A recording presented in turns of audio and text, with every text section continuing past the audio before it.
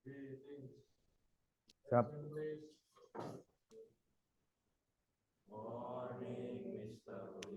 Morning, Mr. Exit. Selamat pagi semuanya. Gimana kabar kalian hari ini? Sudah siap buat belajar? Sebelum kita memulai pembelajaran kita pada hari ini, sepertinya banyak bangku yang kosong. Teman-teman kalian yang lain pada kemana? Ada siapa aja, maaf? Cindy, Michael, Clara, oke, Audrey, Ryan, Joyce, Bianca, Unik. Sebelum kita memulai pembelajaran kita pada pagi hari ini, silakan rapikan sekitar.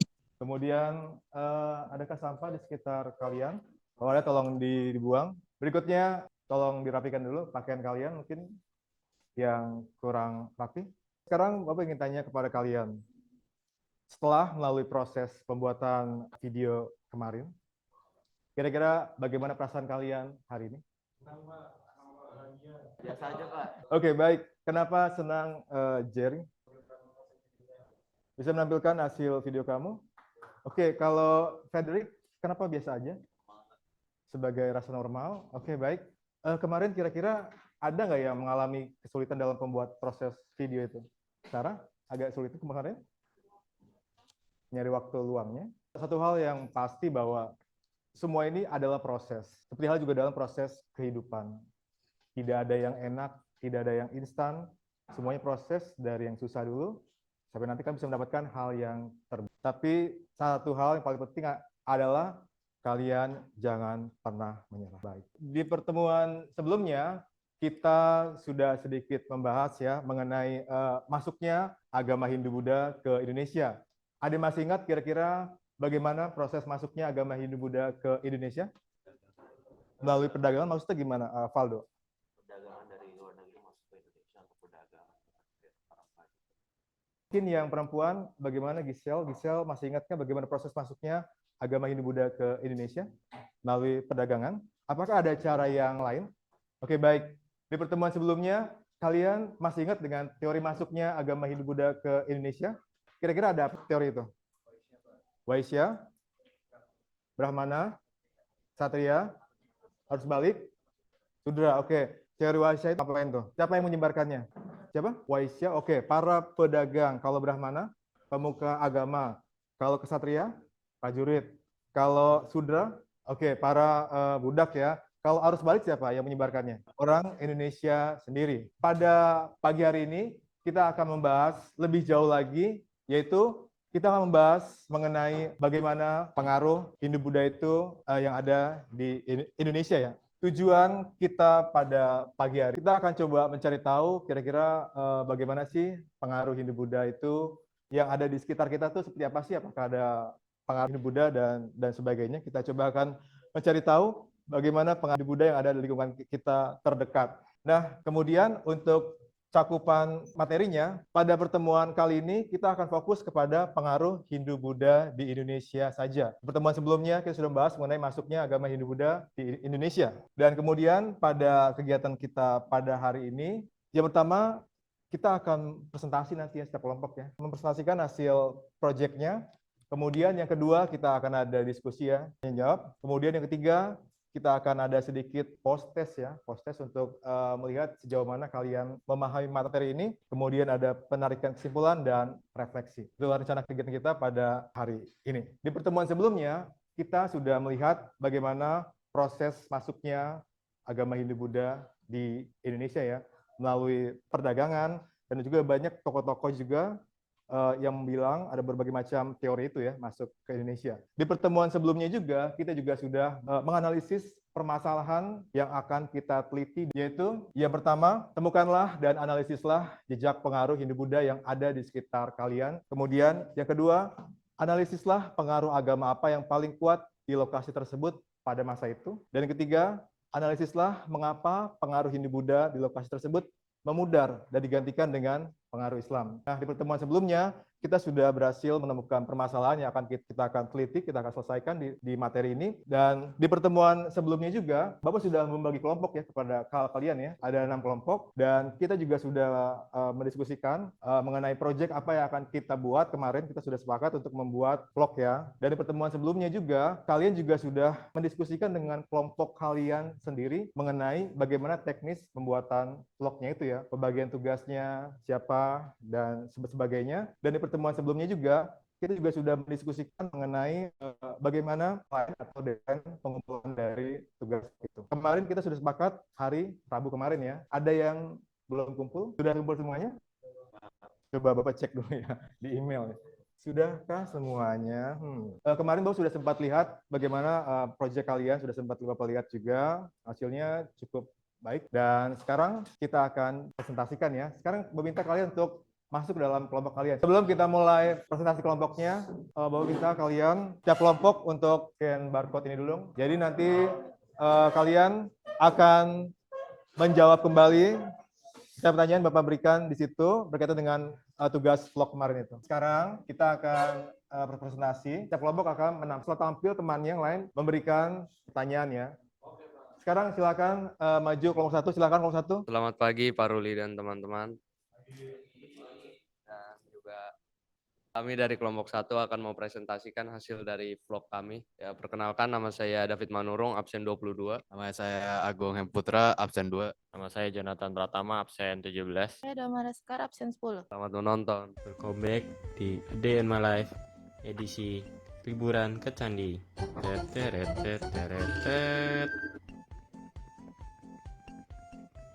Pagi-pagi bangun tidur, aku langsung doa. Bismillahirrahmanirrahim. Bangun dari kasur, aku langsung membuka jendela dan melihat pemandangan yang ada di depan kamarku.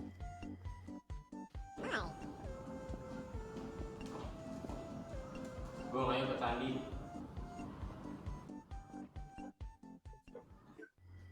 Agung dan saya menggunakan mobil untuk pergi ke Candi Jaya.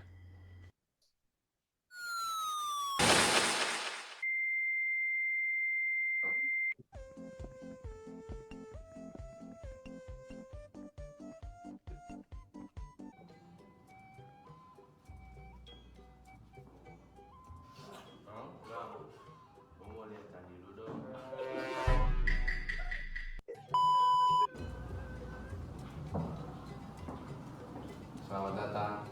Bang, lu boleh jadi podcast kita nggak?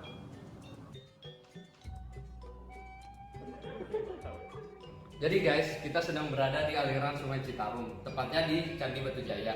Jadi di Candi Batujaya ini dibuat oleh Kerajaan Tarumanegara pada abad 5 sampai 6 Masehi oleh Raja Purnawarman. Jadi di candi ini terdapat 4 candi utama, yaitu Candi Jiwa, Candi Serut, Candi Telaga Jaya, dan Candi Belandongan. Candi ini dibuat di sini karena dengan tujuan untuk menghindari banjir. Ayo, Bang, ya, saya punya pertanyaan. gimana tuh? Bang, di sini masih ada pengaruh dari gereja Hindu Buddha nggak? Sejujurnya pengaruh Buddha masih ada di sini, tapi nggak banyak yang nyadarin. Seperti layaknya patung bercorak Buddha, seperti patung Buddha tidur di Mojokerto, dan candi bercorak Buddha seperti Candi Borobudur. Bang, kira-kira pengaruh agama paling kuat di sini apa ya? Pengaruh yang paling kuat di sini adalah Buddha, karena wilayah ini dibangun oleh kerajaan yang dipengaruhi oleh agama Buddha. Oh iya. Iya. Iya.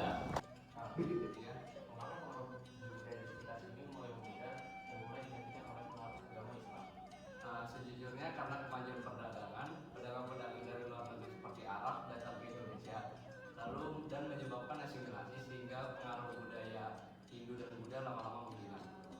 Cukup sampai sini penjelasan tentang Candi Batujaya dari kami. Sekian dari kami, kelompok 2. Terima kasih.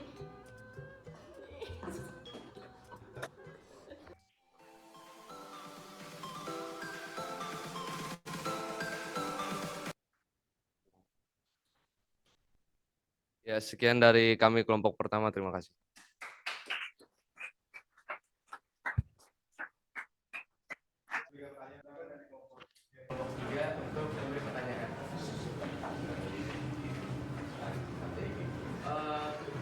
Kerajaan Tarumanegara kan kerajaan Hindu ya, tapi kenapa candi yang disebutkan itu disebutkan kalau candi itu bercorak Buddha? Oke, lain, silakan. Jadi kelompok kita itu menanya kenapa dalam satu pos itu ada 4 candi yang berdekatan. Saya akan menjawab pertanyaan dari kelompok itu. Jadi kenapa Tarumanegara ini kerajaan Hindu tapi candi yang dibangun itu bersumber agama Buddha, karena abad 5 atau 6 dulu itu candi ini dibangun sebagai tanda toleransi antar umat beragama di abad itu. Jadi yang Hindu maupun yang Buddha nggak harus bangun sesuai sama dasar kerajaannya sendiri. Jadi kenapa ada 4 itu karena nama Candi Batujaya ini sebenarnya bukan Candi Batujaya satu sendiri gitu, bukan. Nah itu Batujaya ini nama kompleks percandiannya. Jadi semua candi itu masing-masing dibangun satu persatu di jarak dekat gitu. Jadi kayak kompleks gitu, kayak kompleks perumahan. Baik, tepuk tangan dong untuk kelompok 1. Luar biasa, bagus sekali. Silakan kembali ke tempatnya. Berikutnya kelompok 5, silakan. Selamat pagi, Pak Ruli dan kawan-kawan. Sekarang kami akan mempresentasikan proyek kami. Mohon disimak. Baik.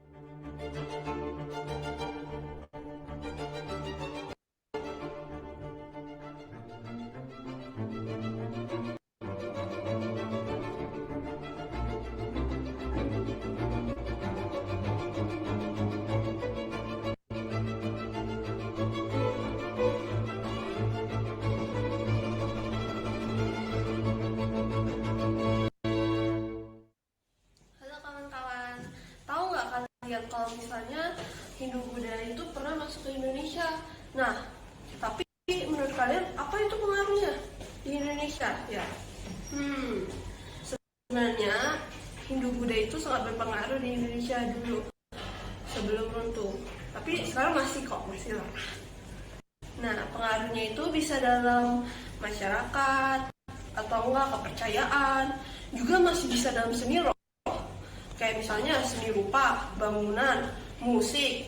Nah, habis itu juga di masa kini pun kita juga masih ada yang namanya pengaruhnya, yaitu kayak misalnya semboyan negara kita Bhinneka Tunggal Ika yang dikenalkan dari Kerajaan Majapahit sendiri dan masih digunakan sampai sekarang kan?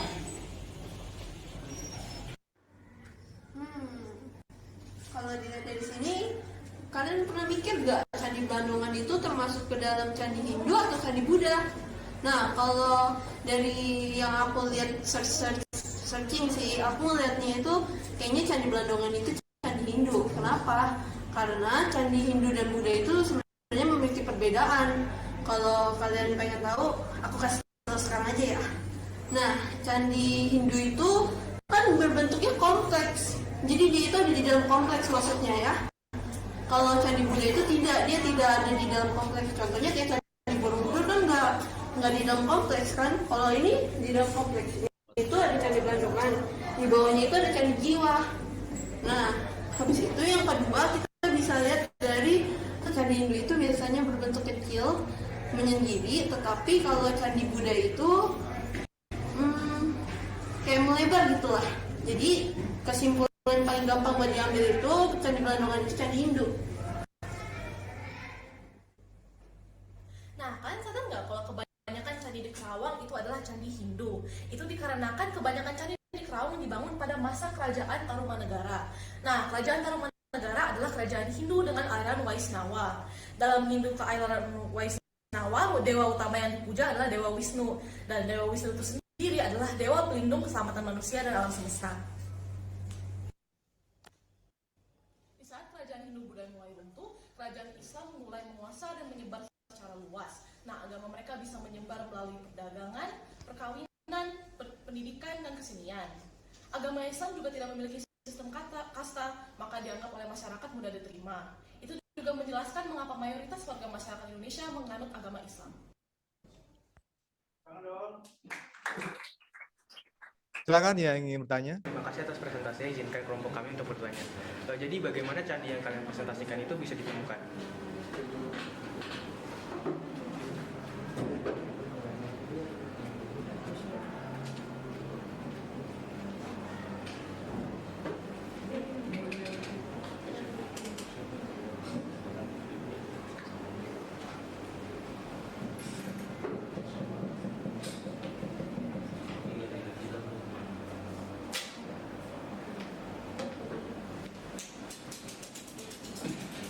Bagaimana, sudah siap Pak?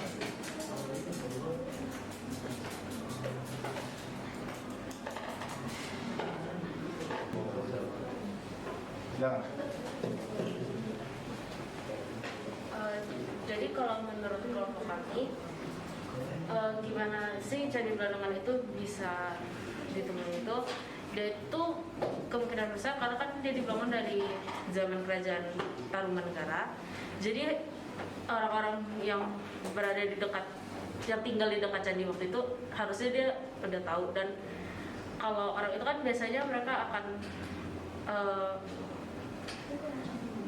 menghasilkan keturunan, jadi tuh ada anaknya yang nanti pastinya tinggal di sekitar situ. Terus Bisa jadi itu ada dua pendapat sebenarnya. Di antara dia bakal dia diketahui dari keturunan atau enggak dari arkeolog yang lagi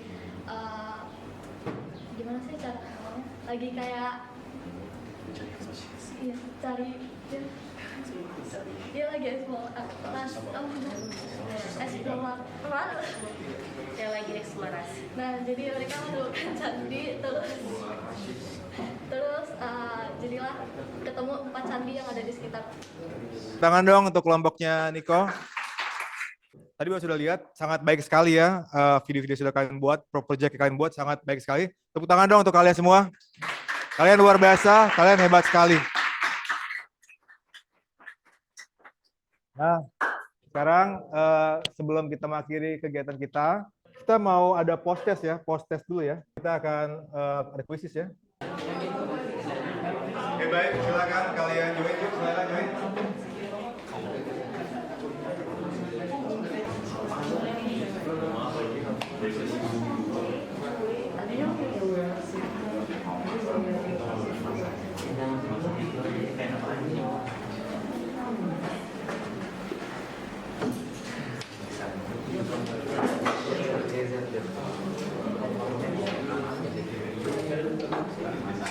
Oke, kita mulai ya. Yuk, silakan kerjakan.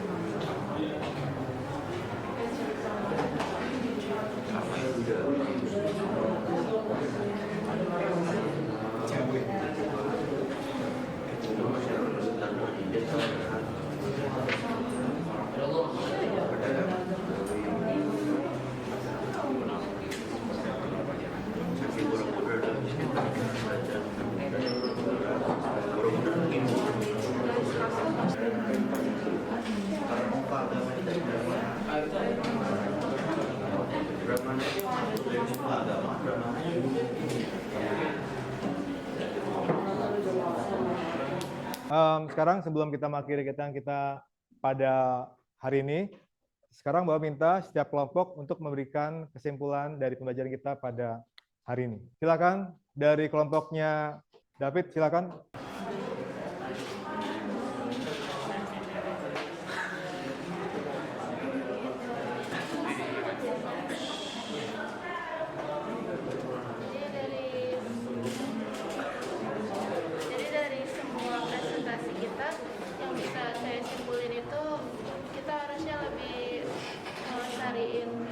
Yang ada sekarang ini kayak nggak ada yang terbengkalai atau gimana, kayak candi ini nggak cuma candi Prambanan atau candi Borobudur, semuanya harus tetap dilestarikan. Tangan dong buat Damara. Berikutnya untuk kelompoknya Jericho, silakan kesimpulannya. Kesimpulannya di daerah Karawang ini ada kompleks candi yang bernama Kompleks Candi Batujaya. Dan di dalamnya ada 4 candi, dan contohnya ada Candi Blandongan, Candi Jiwa, dan Candi Serut. Candi-candi tersebut dibangun oleh Kerajaan Tarumanegara oleh Raja Purnawarma dan merupakan kerajaan Hindu. Namun candi tersebut memiliki corak Buddha karena pada saat itu sedang tingginya masa toleransi antara umat beragama Hindu dan Buddha. Namun sekarang agama tersebut sudah memudar di daerah Karawang. Kompleks candi tersebut karena terjadi perang saudara di dalam internal agama Hindu Buddha, dan juga tidak ada penerus tahta yang layak, dan agama Islam lebih mudah untuk para masyarakat di sana dan juga tidak memiliki kasta seperti Hindu. Makanya harus saling bertoleransi dan juga tidak ada kasta-kasta di antara kita. Berikutnya kelompoknya Jerry, silakan. Ya, jadi hari ini saya belajar banyak dari video teman-teman ya. Saya bisa belajar beragam candi, khususnya di Jawa Barat. Tadi ada kompleks Candi Batujaya, ada banyak, dan bagaimana pengaruh apa yang dibawa dari candi itu. Dan juga saya juga belajar kenapa sih Hindu Buddha bisa tersingkirkan dan terganti dengan agama Islam. Tadi disebut ya pas ada sesi tanya jawab. Dan untuk pelajaran kehidupan sih saya mengambil ya sama kayak saya tadi, toleransi antar agama, dan juga candi-candi ini kan merupakan hasil peninggalan yang dulu-dulu. Jadi mari untuk kita semua lestarikan candi-candi. Terima kasih. Terakhir dari kelompoknya Gwenes ya. Jadi kalau kesimpulan dari kelompok kami itu sebenarnya masih banyak kebudayaan-kebudayaan yang bercorak agama di Indonesia yang belum kita ketahui. Jadi sudah seharusnya kita coba cari tahu lebih tentang budaya-budaya yang ada di Indonesia lebih luas lagi, dan jadi bisa kita lestarikan. Bapak senang sekali hari ini bisa belajar bareng dengan kalian. Bapak juga banyak masukan, info-info baru bisa Bapak terima. Nah, dari materi kita ini, kita bisa belajar banyak hal, kita bisa toleransi ya, menghargai yang berbeda juga. Dan kemudian yang kedua adalah akulturasi kebudayaan itu juga bisa mendorong munculnya perubahan yang ada di sekitar kita. Oleh karena itu kita juga harus menyesuaikan diri dimanapun kita berada. Nah, kemudian dari hasil post-test ini, nanti buat kalian yang nilainya mungkin kurang, nanti mungkin ada remedial, atau yang sudah lebih nilainya nanti akan ada pengayaan. Nah, untuk pertemuan berikutnya kita akan bahas mengenai kerajaan-kerajaan Hindu Buddha. Oke, baik. Stand up.